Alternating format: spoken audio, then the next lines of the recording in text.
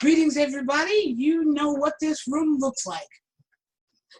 It's another day. I kidnapped Gwen. Well, what we have done this week has been nothing short of miraculous for the library. But I kidnapped Gwen and I'm making her tell even more stories. Now, the next one, I have a feeling I'm going to get just a little embarrassed by, but the next one has a backstory to the piece of leather that Gwen is going to be sharing. So I promise I won't blush much. And this one, Miss Hardy, go right ahead.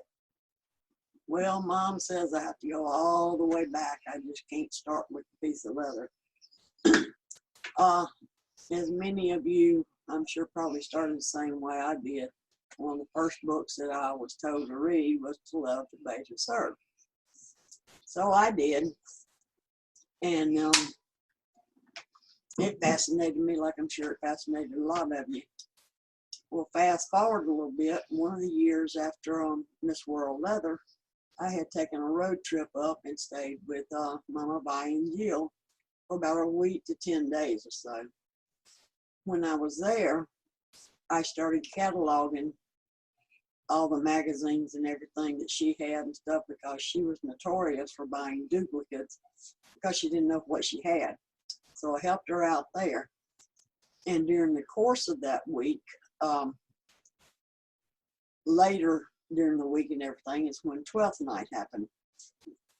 Well, I had kind of disappeared and everything during all the mass chaos downstairs, and I had gone up to Vi's room. And for some reason, I was in her closet.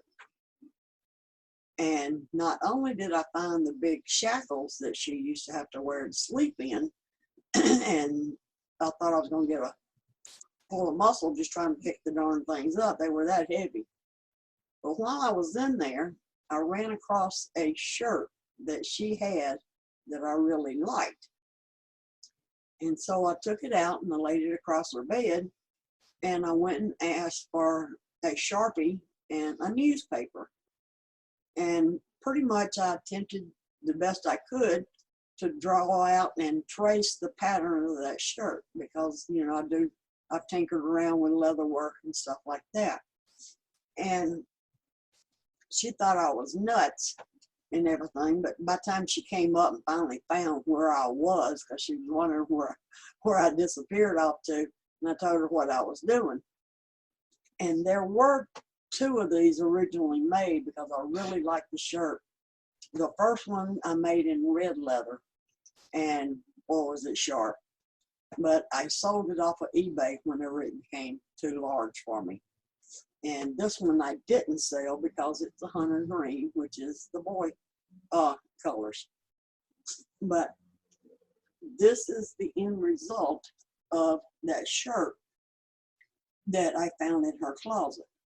Now, keep in mind that I added these to the shirt. I added the pinstripe across here, and I added these here and the D-rings and stuff just to customize it to my taste and stuff.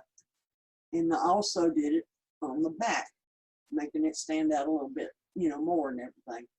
But this was handmade by me using a newspaper trace pattern that I had created when I found this shirt in Vi's closet. And it just tickles her every day. She remembers this, that I actually did it, but it actually turned out pretty darn good. And the first time I wore one of them, I couldn't believe the number of people that came up to me. Where did you get that shirt? Where did you get that shirt? I want one and everything. But there were only two made, one in red, and somebody out there has got it because I did sell it. And then this hunter green that I'm turning over for mine to find a special boy, you know, to be able to pass this on to. And Gwen, do you remember who, by any odd chance, who has that red shirt? Did you make a note? No. Back then I wasn't too concerned with it. It was too big and I could use the extra cash, so I sold that one on eBay. I have no idea who bought it or anything. Just wondering. Just wondering. And you notice the constant references to eBay, and you remember that pin Mama's You eBay know, whore. that we showed you the last time we did stories, Mama's eBay whore. Now you That's understand. why Karen Ultra insisted Mama need to give me a pen called Mama's eBay whore. I'm a big collector, or I was a big collector, just like Vi is. And I had tons of magazines, pens, patches, newspapers, you know, posters, and so on and so forth that I would find. I have already turned over the main part of my library to Vi and everything, because I had to move home with my mom and take care of her for a while, and I knew I couldn't take it. And I mean, everything from the first IML poster that was printed in German all the way to the Drum magazine, which was the little paper magazine prior that they were putting out just prior to the actual Drummer magazine, was in that collection and everything. And I know Vi has sent a lot of it to, I believe she said, the South Florida Annex and everything. So the main things, I wanted it all to stay in the family within the library. And the next box that I got here is mainly my boots. For those of you that may or may not know, I've recently gone through breast cancer, and one of the side effects of breast cancer and the nasty chemicals and everything they give you in chemo is it will cause you to have neuropathy in the feet, and that is what's happened. And since I'm very not very likely to be able to wear my boots anymore, I'm passing those along. Well, I've also go along with the short legs that I've got a little small foot, so it's going to take someone special to be able to fit in these. So if you've got a tiny foot, you may want to check with Vi. She's got several pair of boots here and everything. I'm keeping just one pair and everything, because when I go out, I can only stand them for so long, you know, before my feet are killing me. But I've got quite a few, about 4 pair that I'm passing on, including this nice set of pair of Doc Martens. For those of you who want to drool. What size is your foot? About a 2? I wear, normally whenever I buy my tennis shoes, I go, first place I head is the kids section in the shoe store. I can usually wear a size 5.5 to 6 in boys. I don't know if those have a size tag, but in women's, I believe I'll wear a 7 and everything. I'm not sure if there's a size inside of those boots or not, or on the bottom. And this is a pair of oil tan Doc Martens that I used to wear on occasion. They're not the 3/4 lengths like the other pair was. Let's see if I can find a tag. Oh, once you look at the other. Of course, Doc Martens come a little different sizing because they're made in England.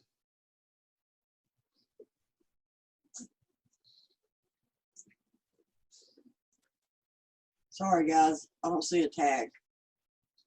Tiny. That's the size. Tiny. But here's my hand.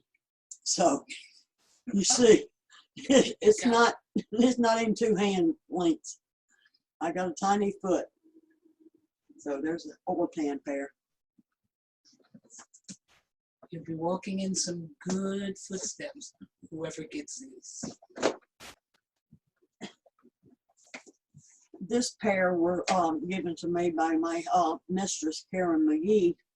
And I know a lot of you are going to really drool over these. They are super nice.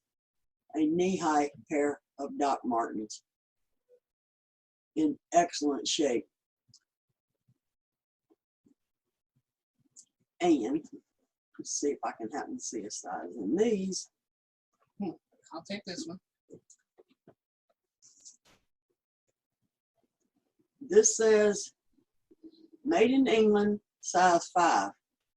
So you know how small your foot's got to be. But You see that? Tiny.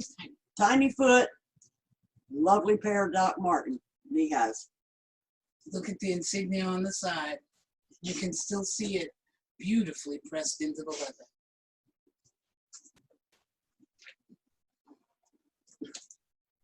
This pair of boots I purchased off of eBay, and the calf of it, because I was a little bit heavier at the time, was a little bit too wide, so I cut a thing here and then sewed in a little strip, and I put on a little buckle thing and the stuff there. But this is a pair of Carolinas that I know you're probably drooling over, because I'm drooling over them right now. But I did purchase these off of eBay. I have no idea where they came from. I do know Joe Bloss saw them when I was wearing them at Miss World, and she fell in love with them. I know Joe has a small foot as well. So if, Joe Bloss, if you're out there and you run across fight, there's your chance to get that pair of boots that you always wanted. Better yet,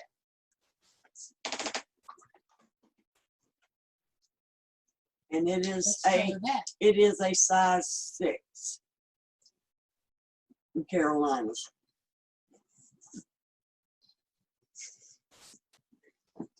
And I absolutely loved wearing this pair of boots. I had to put on, they were actually a little too big for me. I had to wear 2 pair of thick socks in that. My foot still slid a little bit. So sometimes I push toilet paper up in the front here to try to keep my foot from slipping. You gonna call Joe while Might as the well. video is running? That's the boots that I've got.